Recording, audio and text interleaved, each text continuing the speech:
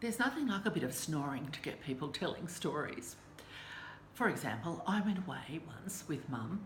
We stayed in single beds in a little shoebox of a room at Auntie So-and-so's, and Mum proceeded to snore all night. And every couple of hours I'd say, "Mum, turn over." And she'd obediently somehow turn over and stop snoring for a short time.